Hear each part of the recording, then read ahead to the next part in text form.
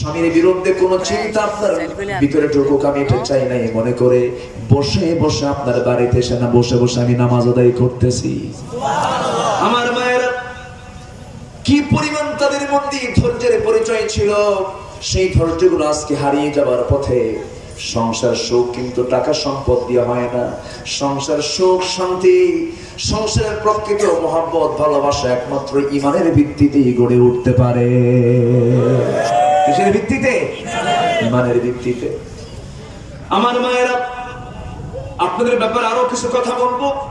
এই দিকে একজন কারো সাহাবীর কথা বলছিলাম, সাদ আল-আসওয়াদ সুলাইমি, সেই সাহাবীর নাম। রাসূল বলছেন, ও সাহাবী তুমি কি বিয়ে করবা নাকি? হ্যাঁ বিয়ে করব। যাও ইবনে ওহাবের বাড়িতে চলে যাও, আমার কথা কি বলো। সাহাবী বলছেন, ইয়া রাসূলুল্লাহ আমি বলতে পারবো না, আপনি একটু লেখালেখি করে দেন। কি লেখালেখি করবো? আপনি একটু চিঠি লিখে দেন। আমার নবীজি সুন্দর করে খত করে সুন্দর করে চিঠি লিখে সুন্দর করে প্রস্তুত করে বলছেন, যাওয়ার সাদ এই চিঠিখানা নিয়ে মেয়ের বাবার কাছে গিয়ে প্রস্তাব দিয়ে দাও, মেয়ের বাবা রাজি হয়ে যাবে। মেয়ের বাবার কাছে গিয়ে সেই চিঠি যখন খুলে দেওয়া হলো, সেই চিঠির শুরুটা দেখি সেই সাহাবী অবাক হয়ে গেলেন, আহারে আমার মেয়ের বিয়ের জন্য বিশ্বনবী চিন্তা করে। দারুণ খুশি হয়ে গেলেন। চিঠিখানা কি মুখের সঙ্গে চুম্বন করে নিলেন। চুম্বন করে নিয়ে বলছেন, আহারে বিশ্বনবী আমার কাছে চিঠি লিখেছেন। ও সাহাবী চিন্তা করো না, আমার মেয়ের সঙ্গে তোমার সঙ্গে আমি আমার মেয়েকে বিয়ে দেব। সুবহানাল্লাহ। কিন্তু আমার মেয়ে তো আকাশের চাঁদের মতো সুন্দরী, চাঁদনি মাখা চেহারা, তুমি তো কালো একজন মহৎ পুরুষ। দেখি তো আমার মেয়েটা যদি তোমাকে পছন্দ করে ফেলে বিয়েটা হবে। অবশ্যই বিয়ের সময় পছন্দের দরকার আছে না নাই? আছে। আসতে বলবেন না, আছে না না?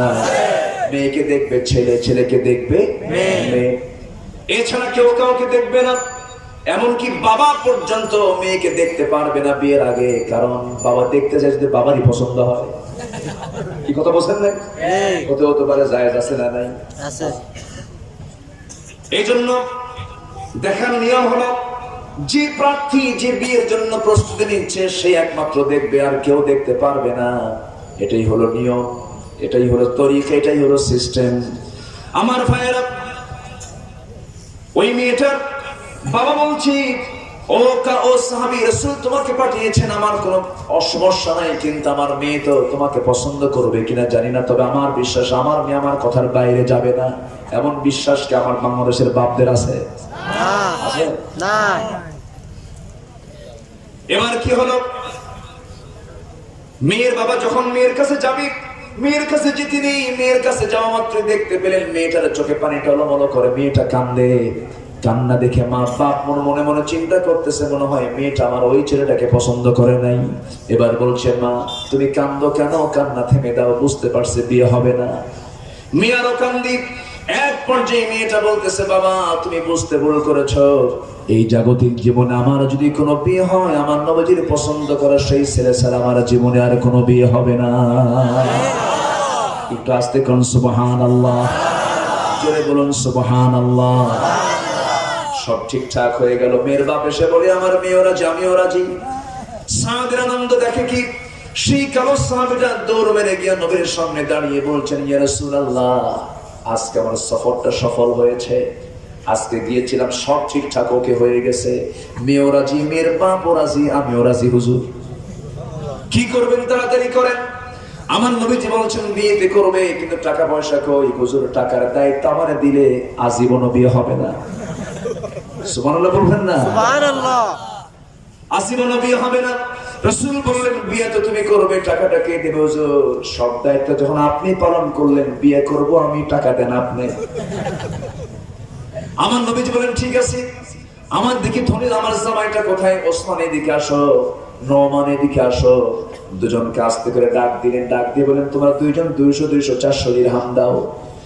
400 দিরহাম নবীজি নিজের হাতে নিয়ে বলছেন, ও সাহাবী এদিকে আসো, সাদ এই যে টাকাটা দিলাম, যাও মদিনার বাজার থেকে কিছু বাজার করে আনো, কালকে তোমার বিয়ে হবে, আমি তোমার বিয়ে পড়ায় দেবো। বুক ভরা শরিয়া। যুবকের যৌবন তো থাকবেই, নারীর দিকে তার টান তো থাকবেই, কিন্তু সেই টানটা হতে হবে বৈধ না অবৈধ? আসতে বলবেন না, বৈধ না অবৈধ? তাকাবো অন্যের বইয়ের দিকে না নিজের বইয়ের দিকে? কিসের বইয়ের দিকে? নিজের বইয়ের দিকে তাকাতে হবে। কিন্তু আমার দেশে এমন অবস্থা সৃষ্টি হয়েছে, বউ খুঁজে পায় না, অন্যের বউ নিয়ে এসে বিয়া করে। আছে না নয়? অন্যের বইয়ের দিকে, অন্যের বইয়ের দিকে নজর দিয়ে লাভটা কি? কি সিচুয়েশন, কি অবস্থা আজকে সমাজে। সাউথ আফ্রিকার মতো একটা উলঙ্গ দেশের খেলোয়াড় হাশিম আমলা, যুবকরা চিনেন না আপনারা? হাশিম আমলা নামে একজন খেলোয়াড় আছে। সাউথ আফ্রিকার মতো একটা উলঙ্গ দেশ, যে দেশে ফ্রি সেক্স একটা কান্ট্রি, সেই সাউথ আফ্রিকায় হাশিম আমলা সে জাতীয় দলে খেলে। তার বউকে সে যেভাবে রাখে, মাথা থেকে পা পর্যন্ত হাত মোজা, পা মোজা, চোখ ঢাকা, পৃথিবীর কোন পুরুষ তাকে দেখতে পায় না। ঠিক হাশিম আমলা, মুখ ভরা দাড়ি। পাকিস্তানের একজন খেলোয়াড় সাইদ আনোয়ার, সাইদ আফ্রিদি, ইনজামামুল হক, এই কয়েকটা টিম একবার আমার সাথে মক্কায় দেখা, হারাম শরীফের সামনে দেখা। তো আমি সাইদ আনোয়ারকে লক্ষ্য করে বললাম যে আপনি এইরকম হঠাৎ করে পরিবর্তন হলেন কেন? যে সমস্ত খেলোয়াড়ের জন্য ভারতের বোম্বের নায়িকেরা পর্যন্ত পাগল ছিল, সেই সাইদ আনোয়ার মুখে দাড়ি। বললাম আপনার এই চেঞ্জটা হলো কেন? চেঞ্জ আমাকে অন্য কিছু করে চেঞ্জ করে দিয়েছে আল্লাহর কালাম কোরআন। সুবহানাল্লাহ, সুবহানাল্লাহ। আর আমার দেশের খেলোয়াড়ের অবস্থা দেখছে, খুঁজে পায় নাই।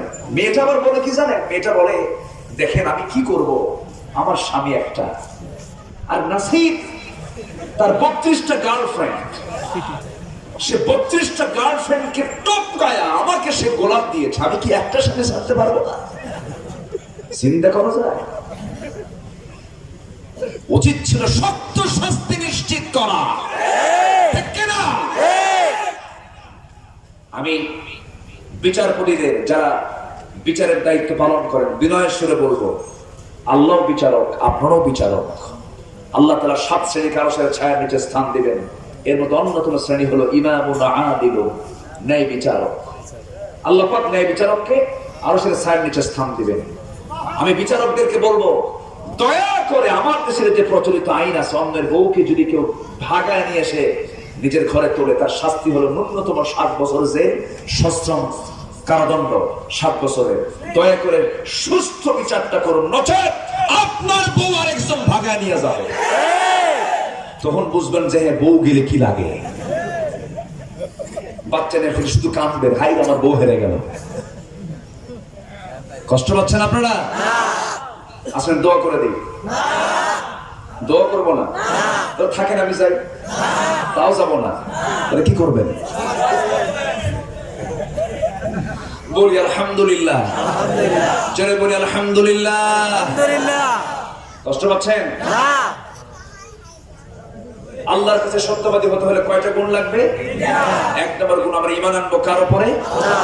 নাম্বার 2 হচ্ছে মুহাম্মদ সাল্লাল্লাহু আলাইহি ওয়াসাল্লাম। একটু পরে আসি। এই যে কোন সাহাবীর কথা যেন বলছিলাম, সাদ, সেই কালো সাহাবী বাজার করতে গেছেন। বাজার করতে গিয়ে বাজার শেষ প্রায়, এমন সময় এক সাহাবী যে বলতেছে, সাদ তুমি কি জানো জিহাদের ডাক চলে আসছে? তুমি কি জানো এটা? কোথায়? কে? তো আমরা জিহাদে চলে যাব। তুমি কি করবা বলো? তুমি কি বিয়ে করবা না জিহাদ করবা? সাহাবী নিচের দিকে তাকালেন, মাটির দিকে তাকায় ভাবলেন, বিয়ের সুযোগ তো বারবার আসবে, কিন্তু এই যে ডাক আসলো, আমি যদি ডাকে সাড়া না দিই, তাহলে তো আমি আল্লাহর কাছে সত্যবাদী হব না। আল্লাহ পাক বলেছেন, ওয়ালাম ইয়ারতাবু ওয়াজাহাদু বিআমওয়ালিহিম ওয়া আনফুসিহিম ফি সাবিলিল্লাহ, অবশ্যই আমাকে জিহাদ করা উচিত। এই চিন্তা মাথায় নিয়ে সাহাবী করলেন কি, বীর বাজার বন্ধ করে দিয়া ওই 400 দিরহাম দিয়া একটা ঘোড়া কিনলেন, তরবারি কিনলেন, যুদ্ধে ঝাঁপিয়ে পড়লেন। যুদ্ধ করতে করতে এক পর্যায়ে শত্রু দ্বারা আক্রান্ত হয়ে গেলেন। সেই কালো সাহাবী সাদ আল আসওয়াদ সুলাইমি দুনিয়া থেকে বিদায় নিয়ে চিরদিনের মতো আল্লাহর দরবারে হাজিরা দিয়ে দিলেন, শহীদ হয়ে গেলেন। নবীর কানে সংবাদ চলে গেল, ইয়া রাসূলুল্লাহ, আমাদের আপনার সাদ কিন্তু দুনিয়াতে বেঁচে নেই। কোন সাদ রে সাহাবীরা? যে সাদের বিয়ের কত গতকালকে ছিল। আমার নবীজি নিজেকে নিয়ন্ত্রণ করতে না পেরে দৌড় মেরে মেরে তার লাশ দেখার জন্য কাছাকাছি চলে গেলেন। হাত পা গুলো কাটা, মস্তকটা বিচ্ছিন্ন। লম্বা লম্বা চুল দিয়ে রক্ত ভেজে আছে, রক্ত লেগে আছে। আমার নবীজি তাকে সুন্দর করে সাজায় গুছায়া দিলেন। দূরে একটু চলে আসলেন, ওই কালো সাহাবীর দিকে তাকায় তাকায় নবীজি কান্দেন, আবার মুস্কি মুস্কি হাসেন, আবার কান্দেন, আবার মুস্কি মুস্কি হাসেন। সাহাবীরা বলছেন, ইয়া রাসূলুল্লাহ, এমন তো আচরণ কখনো এর আগে দেখি না, আপনি কেন এমন করছেন? আমার নবীজির সঙ্গে সঙ্গে বলছেন, সাহাবীরা, আমার কান্নার কারণ হলো আমার এই প্রিয় সাহাবীর বিয়ের আয়োজন আমি সম্পূর্ণ করলাম, কিন্তু আমার সাহাবীর এমন ভাগ্য, দুনিয়াতে সে বিয়েটা করতে পারলো না। আমি এই জন্য কান্দি। আর আমি হাসের কারণ হলো আমি নিজের চোখে দেখতেছি, আমি আমার নবতী চোখে দেখতেছি আমার সাদকে জান্নাতের হুররা তাকে টানাটানি করে বেহেশতের দিকে নিয়ে চলে যেতেছে। আমার নবীজি বললেন, সাহাবীরা, আমার সাদের জানাজার আয়োজন করো। আমার সাদের জানাজা কেউ দেবে না, আমি নিজেই জানাজা নামাজ পড়াবো। জানাজার আয়োজন করা হলো। রাসূল জানাজায় শামিল হলেন, জানাজা সম্পূর্ণ করলেন। সম্পূর্ণ করার পরে সাহাবে কেরামকে ডাক দিয়ে বলছেন, সাহাবীরা, এই মদিনার সবচেয়ে সুন্দরী নারীর সঙ্গে যে বিয়ের কথা ছিল সেই নারীকে আমার সামনে নিয়ে আসো, আমি তার সঙ্গে একটু কথা বলি। ওই সুন্দরী নারী হাজির হয়ে গেল। নবীজি পাশে থেকে দাঁড়িয়ে বলছেন, মদিনার সবচেয়ে সুন্দরী নারী, আজকে আমার সাদ যদি বেঁচে থাকতো তোমার সঙ্গে তার বিয়ে হয়ে যেত, তুমি ভাগ্যবতী হয়ে যেতে। কিন্তু আমার স্বামী আজকে দুনিয়া থেকে বিদায় নিয়েছে, এরপরও তোমার ভাগ্য কিন্তু খারাপ না মহিলা। আমার সাদ বিয়ের বাজার করতে না পারলেও তো সে জান্নাতের বাজার করে জান্নাতের মেহমান হয়ে গেছে। তার স্মৃতিকে ধরে রাখার জন্য তার পক্ষ থেকে তার ব্যবহার করা সেই তরবারি আর ঘোড়াটা আমি তার পক্ষ থেকে আমি তোমাকে হাদিয়া স্বরূপ দিয়ে দিলাম। ওই মহিলা শান্ত মনে তা গ্রহণ করে বাড়ির দিকে ফিরে চলে গেলেন। আমার মা, ওই যুগের নারীরা ওই মহিলা স্বামীদের ভিতরে সব ভালোবাসা কেন্দ্রিক ছিল, সব ভালোবাসার মূল কেন্দ্র ছিল এক নাম্বার কে? আল্লাহ। নাম্বার 2 হচ্ছে মুহাম্মদ সাল্লাল্লাহু আলাইহি ওয়াসাল্লাম। ইন্নামাল মুমিনুনা আল্লাযীনা আমানু বিল্লাহি ওয়া রাসূলিহি সুম্মা লাম ইয়ারতাবু ওয়া জাহাদু বিআমওয়ালিহিম وأنفسهم في سبيل الله أولئك هم الصادقون জোরে বলুন আল্লাহু আকবার। আমার ভাইয়েরা, আমার বন্ধুগণ, ঈমান আমি আনলাম, কিন্তু ঈমান এনে আমি যদি নামাজ না পড়ি, অনেকে বলে হুজুর আমার ঈমান আছে নামাজ না পড়ি, এরকম লোক আছে? আছে আছে। বান্দরবনে নাই? আছে। হুজুর নামাজ না পড়ি আমার ঈমান আছে, এরকম বলার লোক আছে না নাই? আছে। আমার তো নামাজ লাগবে না, আমি তো অমুক পীরের মুরিদ। অমুক পীরের মুরিদ, আমার পীর বাবা আছে। আমার পীর বাবা যেদিকে আমিও সেই দিকে। আমার পীর বাবা আমারে বলছে যে তুমি আমার মুরিদ হয়ে যাও, আমি তার ঠ্যাং ধইরা জান্নাত পার হয়ে জাহান্নামে যাব। কি কথা বুঝতে? এরকম অন্ধ আনুগত্য কিছু আছে না নাই? আসেন দোয়া করুন। ওটা কেন মা মুশকিল 1 নাম্বার। আচ্ছা ঠিক আছে, কষ্ট আমি হ্যাঁ কি কথা বলে, বাড়ি যাবেন না আপনারা? কি করি বলেন তো? উনিও করেন, মহা মুশকিল হয়ে আমার পক্ষে নাই। দেখি বলি আলহামদুলিল্লাহ, আমার দেশে আল্লাহ আল্লাহ বেগমকে কবুল করুন। জি জোরে বলি আল্লাহুম্মা আমিন। তো নামাজ পড়ার দরকার আছে না নাই? কিন্তু ওই যে শুনি আমরা পানির তলে মোমবাতি, বাবা বাতাসে নেভে না, বাবার নামে হালকা দিলে ওযু গোসল লাগে না, এরকম কিছু আছে না নাই? খাজা দিল কর তাজা, ইসমে জালাল, গাজার কলকি খাওয়া হালাল, এগুলো আছে না নাই? গাজা নাকি বেহেশতের গাছ, এই হচ্ছে অবস্থা। কিন্তু শুধু 1.5 হাত লাঠি দরকার, ঠিক কিনা? ঢাকাতে একটা মরছে তো কয়েকদিন আগে, কয়েক মাস আগে মরছে ঢাকাতে, কি নাম যেন, দেওয়ান বাড়া, এত বড় পেট, এত বড় পেট, কোলাকুলি হবে না তো, হবে পেটা পেটি। বিশাল বড় পেট, ওজন হলো 220 কেজি, ছোট বড় হাতি।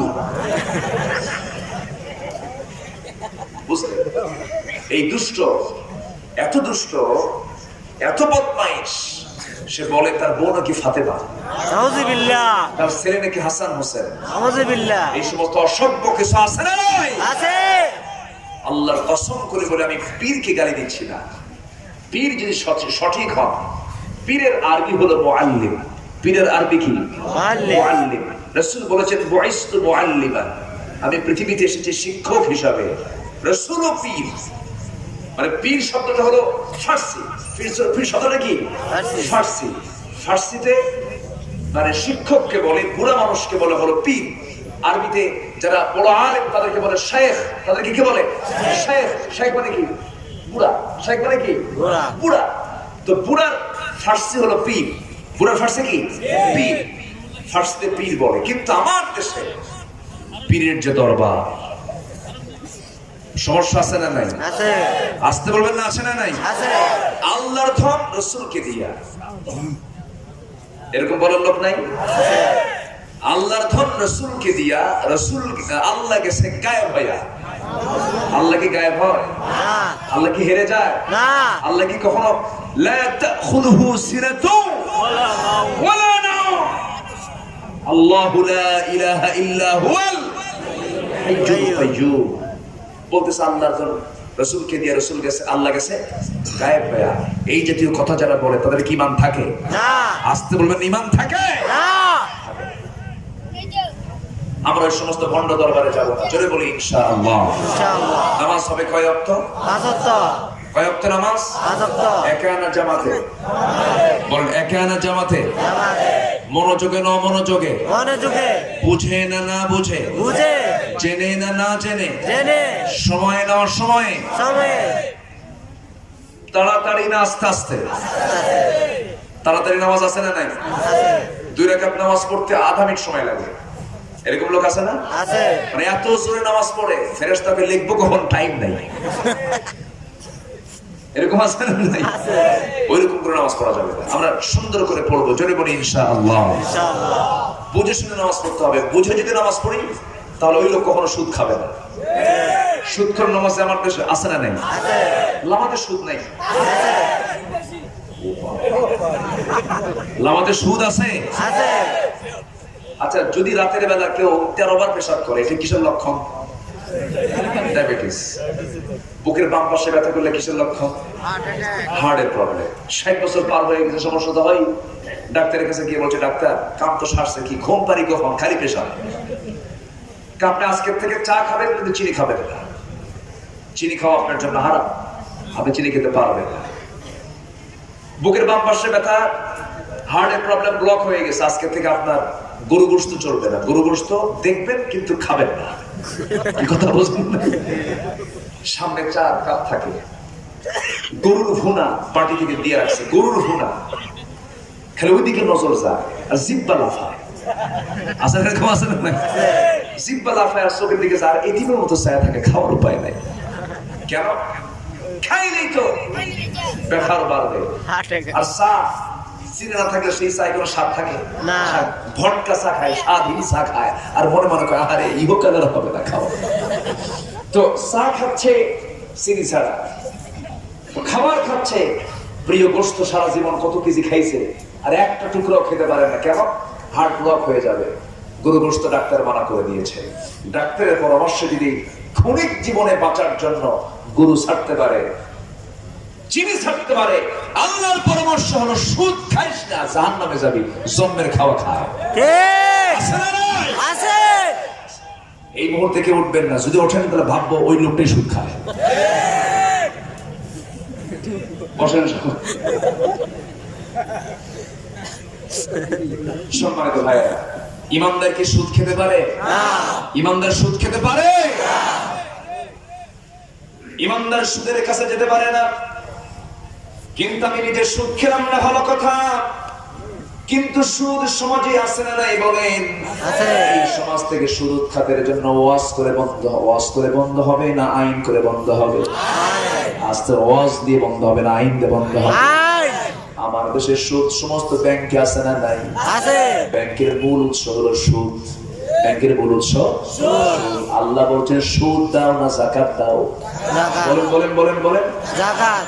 আল্লাহ চান যাকাত আর শয়তান চায় সুদ। শয়তান চায় সুদ। আহাল্লাল্লাহুল বাইআ ওয়া হারামার রিবা।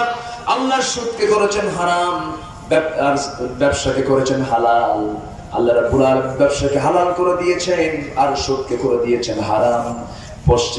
পশ্চিমার পুঁজিবাদী, রাশিয়ার সমাজতন্ত্র, এই সমস্ত তন্ত্র পুঁজিবাদী সভ্যতাগুলো সুদকে ইঙ্গিত দিয়ে দেয়, সুদকে আগায় দেয়। এই জন্য আমার দেশে নোবেল পুরস্কারের জন্য কেউ বিজয়ী, কেউ নোবেল পুরস্কারের জন্য কেউ সিলেক্ট হয় না। এই দেশের সবচেয়ে বড় যে সুদখোরের মহাজন ছিল তাকে খুঁজে খুঁজে পাইছে নোবেল পুরস্কার দেওয়ার জন্য। কিনা? কেন দিয়েছে? এই জন্য দিয়েছে, যদি বাংলাদেশ গোটা পৃথিবীর সম্ভাবনাময় একটা দেশ, গোটা পৃথিবীর দ্বিতীয় বৃহত্তম মুসলিম জনপদ বাংলাদেশ, এই দেশের মানুষ যদি যাকাত ভিত্তিক অর্থনীতি চালু করে দেয়, এই দেশের অর্থনৈতিক কাঠামো উন্নত হয়ে যাবে, দেশ ডেভেলপ হয়ে যাবে। ওরা ভালো করে জানে আমাদের কাছ থেকে তারা ঋণ আর নেবে না, আমাদের কাছে তারা মাথা নত করবে না। এই জন্য তারা যাকাতকে বন্ধ করার জন্য সুদকে তারা চালু করে দিচ্ছে। আমার ভাইয়েরা, যদি আমার দেশের ব্যাংকিং হিসাব অনুযায়ী আমার দেশের যে টাকাগুলো আছে, ব্যাংকে যে পরিমাণ জনগণ টাকাগুলো রাখে, এই টাকার যদি একটা সঠিক হিসাব করে যদি পরপর 3টা বছর যদি যাকাত আদায় করা হতো, পদ্মা সেতু এরকম একটা নয় 10টা পদ্মা সেতু বাংলাতে তৈরি হতো। ঠিক কিনা? এই যাকাত কার হুকুম? আসতে বলো না, যাকাত কার হুকুম? এই যাকাত ওয়াজ করে সমাজে চালু করা যাবে না। এই যাকাত চালু করতে হবে আবু বকরের মতো। আবু বকর সিদ্দিক রাদিয়াল্লাহু আনহু বলেছেন, যদি কেউ যাকাত দিতে কোনো মুসলমান অস্বীকার করে, আমি আবু বকর তার বিরুদ্ধে জিহাদ ঘোষণা করে দিলাম। আছে না? এই কথা আছে না নয়? ওই সময় কিছু মুসলমান যাকাত দিতে অস্বীকার করেছিল। রাসূল সেই সময় আবু বকর সিদ্দিক রাদিয়াল্লাহু আনহু বললেন, যাকাত দিবা না, তোর বাপ শুদ্ধ যাকাত দেবে। এরকম যদি হুকুম যদি জারি হয়ে যায়, সমাজে কোন প্রকার ভেদাভেদ থাকবে না, কোন গরিব থাকবে না। যাকাত আসা মানে গরিব থাকে না, গরিব শেষ হয়ে যাওয়া, গরিব নির্মূল হয়ে যাবে না, গরিব মরে যাবে না। কিন্তু আবার গরিব কি হবে? বড় লোক হওয়ার দরকার, সচ্ছল হবে। বলি আলহামদুলিল্লাহ, জেনে বলি আলহামদুলিল্লাহ। তাহলে আমরা যাকাত চাবো, যাকাত চাই না সুদ চাই? সমাজে আমরা যাকাত চাই না সুদ চাই? যাকাত চাই। তো নামাজ আছে যেখানে যাকাত আছে, নামাজ আছে যেখানে যাকাত আছে সেখানে। নামাজ আছে, আমার যাকাত নাই, ওই নামাজের দাম 4 পয়সা নাই। এই কথা কি বোঝা গেল? আচ্ছা, নামাজ আমরা পড়বো, ঠিক আছে। আর নামাজকে শুদ্ধ করার জন্য টাকাকে শুদ্ধ করতে হবে। টাকা শুদ্ধ হবে যাকাত দিয়া, সুদ দিয়া না। টাকা শুদ্ধ হবে কি দিয়া? যাকাত দিয়া। আমার ভাইয়েরা, একজন আমাকে প্রশ্ন করলেন আমার মসজিদে, হুজুর আমি তো গভর্নমেন্টকে ট্যাক্স দেই, গভর্নমেন্টকে ভ্যাট দেই, আমি কি যাকাত দেব নাকি? আমি বললাম, আপনি গভর্নমেন্টকে ভ্যাট ট্যাক্স দেন কিসের ভয়ে? গভর্নমেন্টের ভয়ে, আইনের ভয়ে আপনি যাকাত, আপনি ট্যাক্স দেন। আর যাকাত দেবেন আপনি জাহান্নামের ভয়ে।